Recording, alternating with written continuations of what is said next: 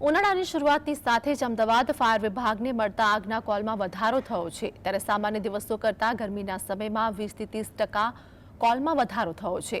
તો માર્ચ માસમાં નાના મોટા થઈ 262 કોલ મળ્યા છે। ખાસ કરીને શોર્ટ સર્કિટના કેસમાં વધારો થયો છે। ત્યારે ફાયરને મળેલા કોલમાં 8 કોલ, વાહનોમાં આગના, ઇલેક્ટ્રિક ડીપીમાં આગના 27 કોલ, તો કચરામાં આગના 85 જેટલા કોલ મળ્યા છે। ફાયર અધિકારી જયેશ ખાડિયાએ જણાવ્યું કે ઉનાળાના સમયમાં એસી તેમજ અન્ય ઇલેક્ટ્રોનિક ઉપકરણોના સાધનોનો વપરાશ વધે છે, જેને કારણે બહારનું તાપમાન અને રૂમ કે એકમનું તાપમાન વધે છે, જેના કારણે શોર્ટ સર્કિટના કિસ્સા બને છે।